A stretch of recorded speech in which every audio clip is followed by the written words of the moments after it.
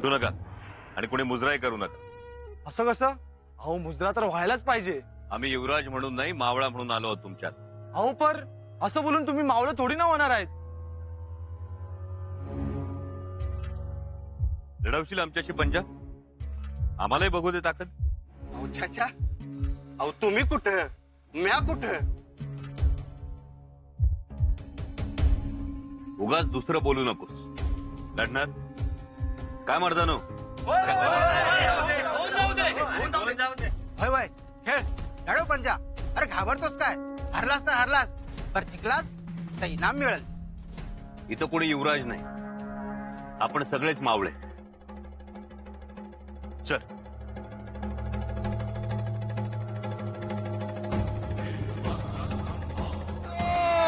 होऊन जाऊ दे। विठू, चल मारजा। विठू, ए विठू, होऊन जाऊ दे। विठू, होऊन जाऊ दे। विठू,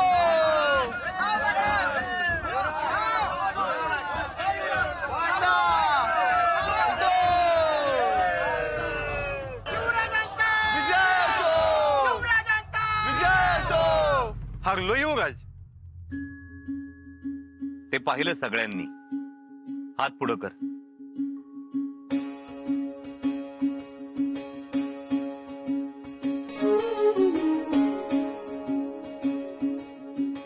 युवराज तो हारलाय तरी बी त्याला कड। कारण मुद्दाम हरलाय तो, आमचा मान राखण्यासाठी।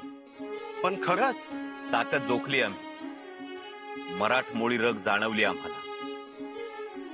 नाव काय म्हणाल? जी म्या विठूजी चव्हाण।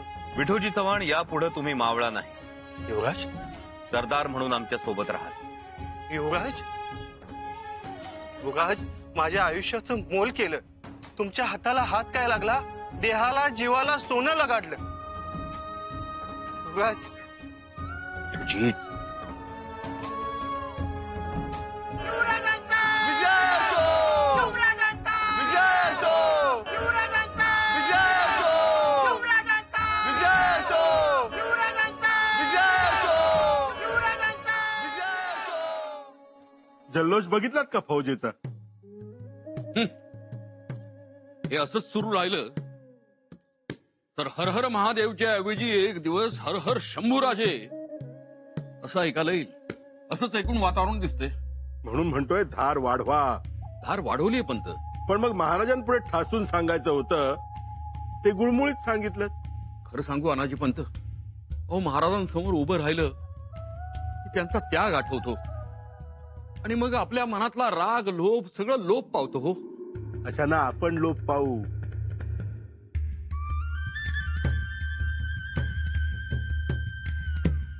कुठे निघाली स्वारी युवराजांची? दादासाहेबांकडे। आमचे दादासाहेब इकडेच आहेत ना। आणि शेल्यात काय आणलंय बांधून? जांभळं 30 द्यायची आहेत त्यांना। जांभळं तुम्ही खा ना।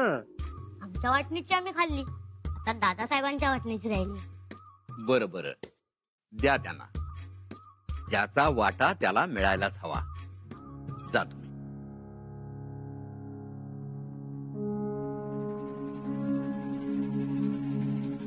काय म्हणालात तुम्ही? ज्याचा वाटा त्यास मिळायलाच हवा। गंभीरराव, तुम्ही सेनापती म्हणून एक गोष्ट विचारायची आहे। अहो विचारा की महाराज। या दक्षिण मोहिमेवर आम्ही आणि शंभूराजे दोघही गेलो तर स्वराज्यात काही बाधा निर्माण होऊ शकते? बाधा? कसली बाधा? म्हणजे आम्ही आणि शंभूराजे दोघेही स्वराज्यात नसणार, काही अडचणी निर्माण होऊ शकतात? आता कसल्या अडचणी महाराज? अहो छातीचा कोट करणारी एक एक माणसं तुम्ही तयार केली, आता कसल्या अडचणी? तरीही आम्ही आणि शंभूराजे दोघेही स्वराज्यात नाही। मग हे का पहिल्यांदा घडतंय वय स्वराज्यात? या अगोदर तुम्ही आग्र्याला होता तेव्हा तर स्वराज्य निक्त रांगत होत. आता ते आपल्या भक्कम पायावर उभं आहे. कोण हिम्मत नाही करणार महाराज मोर येण्याची. तुम्ही म्हणताय ते पटतंय आम्हाला, पण तरीही आमचा असा विचार आहे की ज्या गोष्टी आमच्या नजरेतून सुटतायत त्या गोष्टी मंत्र्यांच्या नजरेतून सुटत नाही. आता त्याच्या खोलात म्या काही शिरणार नाही. पण एक काळजाच्या कळकळीनं सांगतो महाराज, पण आता युवराजांनी मोहिमेवर येण्यापासून रोखू नका. अहोच युवराज मोहिमेवर येणार म्हणून फौजमध्ये केवढा मोठा उरूप आहे. समधीकडे हीच चर्चा चालू आहे. शंभूराज मोहिमेवर येणार, शंभूराज येणार. अहो प्रत्येक गोटामध्ये कौतुकाच्या पाखाली तोंड सोडून नुसत्या वाहत्या. आंबेराव, तुम्ही म्हणता आहात ते आम्हाला कळतंय, परंतु महाराज आता दुसरा कांचा बी पर्याय शोधा. पर शंभूराजासने आता अडवू नका. एक सेनापती म्हणून मी तुम्हाला हात जोडून विनंती करतो. आंबेराव, शंभूराजांचं या मोहिमेवर येणं अनेक प्रश्नांना उत्तर आहे महाराज. म्हणजे फिरंगी सिद्धेसनी ते विषप्रयोगाच्या नोंदी ठेवल्या त्यासनी तर उत्तर आहे, पण उत्तरेला बी उत्तर आहे महाराज. म्हणजे मोगलाच पंत, आम्ही महाराजांच्या कामात कधीच खोडा घातला नाही. घोडा घाला असं मीही कधी सांगणार नाही, पण पुढचा धोका ओळखा आणि थांबवा युवराजांना. आमचं धाडस होणार नाही. शिवाय आम्ही सुखात आहोत. गोष्ट तुमच्या सुखाची नाही महाराणी साहेब, गोष्ट बाळराजेंच्या दुःखाची आहे. बाळराजे ही सुखात आहेत. सुखात असणं वेगळं आणि राजा असणं वेगळं. राजाही होतील ते. राजा होतील पण नामधारी. त्यांची जागा सिंहासनावर नसेल, एक पायरी खाली असेल. म्हणजे धाकटी पाती. धाकट्या पात्यांना कुठे असतो मानपान? तो तर हक्काचा गुलाम आणि फक्त राजाचा अंगावर पोशाख. त्यात जर तुम्ही खुश असाल तर बाळराजेंसाठी सिंहासनाची जागा जी चोकाळून ठेवतोय ती बंद करतो. पंत, आता हे बोलायची, हे असं काही करायची वेळ निघून गेली. असं तुम्हाला वाटतं, पण तुमच्याकडे एक मोठं अस्त्र आहे, ते विसरलात. अस्त्र? हंबीरराव, सर सेनापती हंबीरराव. आपले बंधू. जर बंधू प्रेमाची फुंकर घातली तर ते तुमच्या पाठीशी उभे राहतील. ते निर्णय बदलू शकतात. बघा, चाचपणी करा. आम्हाला आता काही नको आहे. आम्हाला आमचे दादासाहेब हवे आहे. अजून किती वेळ वाट पाहायची आम्ही त्यांची? इतके दिवस झाले आम्ही गडावर आहोत, पण आम्हाला भेटायला वेळ कुठे आहे त्यांच्याजवळ? हो ना, त्यांच्याजवळ वेळच नाही.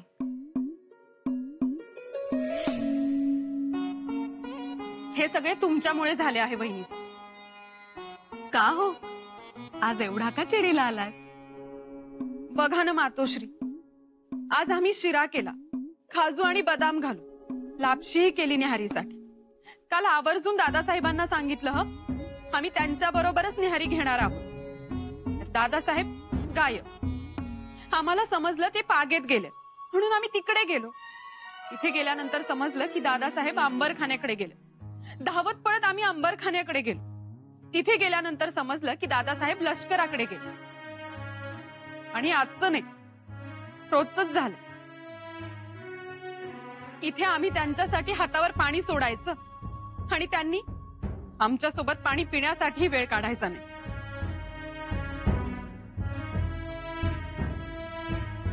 बत्ताशीबाई, म्हणून भावावर कोणी रुसतं का?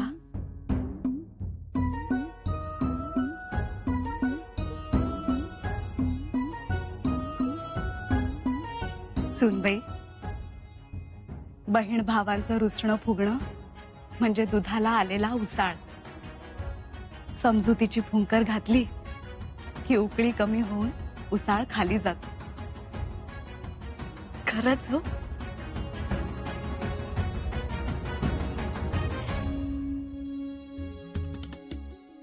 पण हे असं बघितलं ना की खूप बरं वाटतं. बहिणींनी असंच रुसावं फुगावं, भावानी त्यांची माया करावी आणि हा असाच एकोपा घरात दारात रानात राहावा. यातच मोठं सुख असतं. मातोश्री, आपल्या करंगळीला लागलं तर भावंडाची करंगळी दुखावी, हा जिव्हाळा पाहिजे. आणि जिव्हाळा एकोप्यात असतो. बहिणी बहिणीत माया, भावा भावात प्रेम, हे खरं आपलं धन. खरंय तुमचं मातोश्री. आऊसाहेबांनी आपल्याला काय शिकवलंय? एक राहा म्हणाल्या ना, त्या म्हणाल्या रुसा फुगा चिडा पण एक राहा. म्हणूनच तर आपल्या घरात ना कधी भांडण झालं ना कधी कुरबुर झाली. भांड्यांना भांडी तर सगळ्याच घरात लागतात, पण भांड्यांनाही आपण एकीच्या फडताळात ठेवलं तर त्यांनाही समजून चुकतं. इथं एकमेकास लागून उपयोग नाही. अगदी खरंय तुमचं मातोश्री. म्हणूनच आम्ही म्हणतो, दादासाहेबांवर रुसू नका. नाही ना त्यांना वेळ, हसू द्या.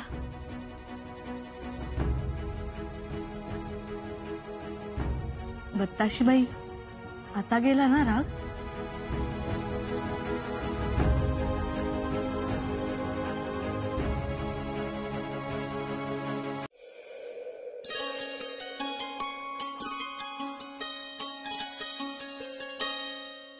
वा,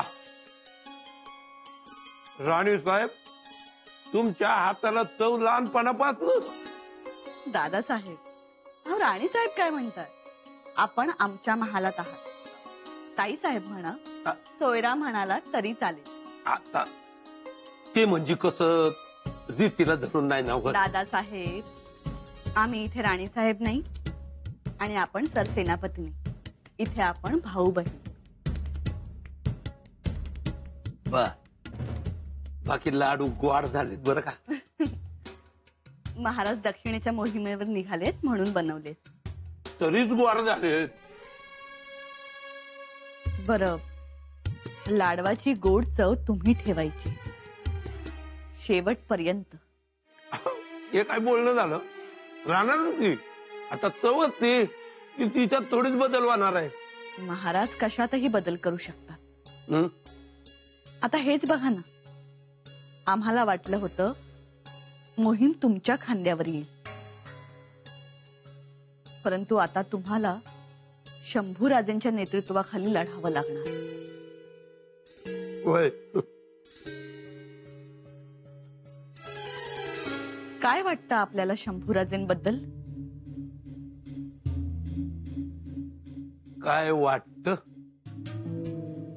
ताई साहेब, तुम्ही त्यासनी रण मैदानात पाहिलं नाही. रागीचा चाळ आहे निसता. असं शत्रूवर तुटून पडत्यात काहीच कमी पडल. म्हणून तर त्यांच्या माग त्यांच्या नुसत्या इशाऱ्यावर अख्खी फौज जान कुर्बान करायला तयार असती. परंतु मोहीम वर्ष दीड वर्षाची. त्यांना पेलवेल का? पेलतील. अशा 10 मोहिमा पेलतील ते. कयूम खानची लढाई म्हणू नका, खंभातची म्हणू नका, विक्रमगड, आचनी, भागानगरच्या लढाया काही सोप्या नव्हत्या. दक्षिण मोहिमेचं काय घेऊन बसलात? उत्तरेला गाजवलं का नाही त्यांनी? हो, पण ताई साहेब, तुम्हाला ती ध्रुव बाळाची गोष्ट आठवते का? त्यानं उत्तर ध्रुवावरती आपली जागा बनवली.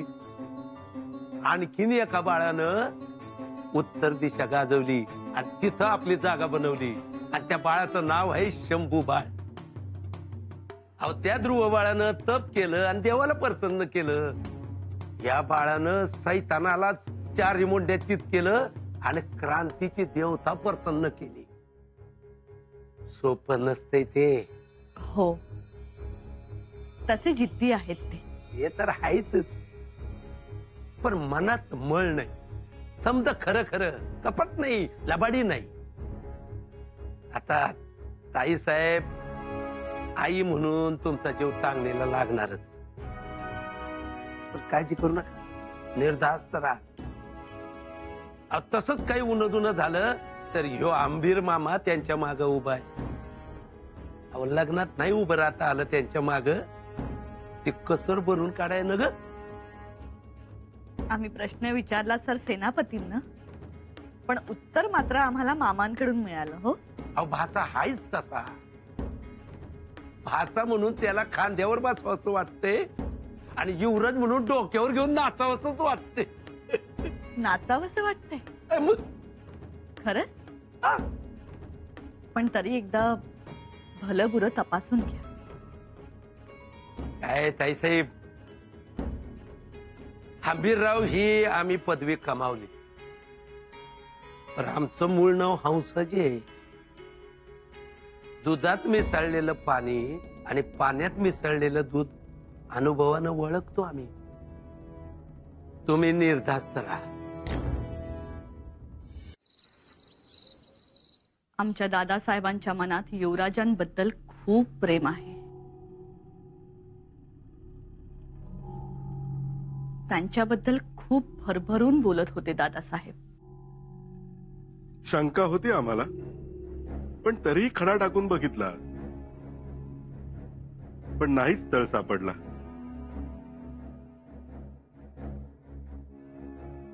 मग आता काय करायचं? आता बाळराजेंना न्याय हक्क मिळवून द्यायला आपल्याला पुढे यावे लागेल. म्हणजे करावं काय लागेल? महाराजांपुढे जाऊन उभे राहावे लागेल. महाराजांच्या पुढ्यात उभं राहायचं? नाही नाही, आमच्यात ते धाडस नाही. जे कुंती मातेने केले ते आपल्याला करावं लागेल.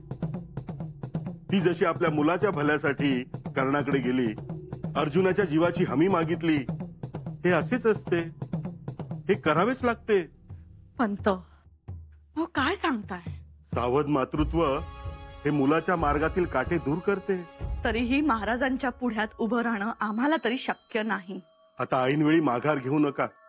हीच वेळ महत्वाची. अहो सहज बोललात तर जिंकाल, नंतर मोठ्या लढाईनेही हे प्राप्त होणार नाही. परंतु महाराज चिडले तर? नाही चिडणार. आपण व्याकुळ व्हा, आपण काळजीची परिसीमा गाठा, आपण दुःखाच्या अतिरेकाने बोला, पण बोला. अहो ते चांगलं दिसत नाही. लोक काय म्हणतील? तुम्ही लोकांचा विचार करू नका, आपल्या मुलाचा विचार करा. आणि हे पहिल्यांदाच घडत नाहीये. भोसले कुळात हे घडून आलं तर दुसऱ्यांदा घडेल. दुसऱ्यांदा? हो, म्हणजे शहाजीराजे साहेबांनी दक्षिणेतलं राज्य आपल्या थोरल्या मुलाला म्हणजे आपले मोठे धीर संभाजी राजांना दिले आणि धाकटे शिवरायांना महाराष्ट्र देशी पाठवले. हो, भोसले कुळातच ही परंपरा आहे. थोरला दक्षिणेत राहतो आणि धाकटा महाराष्ट्रात. म्हणजे अगोदर लहानपणीच वाटण्या होतात, मग नंतर वाद होत नाहीत. विचार करा.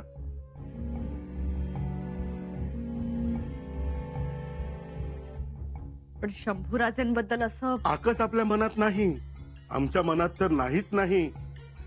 उलट सगळ्यांचं भलं व्हावं, बाळराजेंना स्वराज्याचं सिंहासन मिळावं, एवढी एकच तर साधी इच्छा आहे. म्हणजे वाटणी मागायची. सरळ सरळ वाटणी मागायची? हो, स्पष्ट वाटणीच मागायची. अहो एकाच वेळी 2 ठिकाणी दौलती उभ्या राहिल्या तर ती चांगलीच गोष्ट आहे स्वराज्यासाठी. पण वाटणी मागायची म्हणजे वाटणी मागायची आता. म्हणजे कोण किती पाण्यात आहे ते कळेल.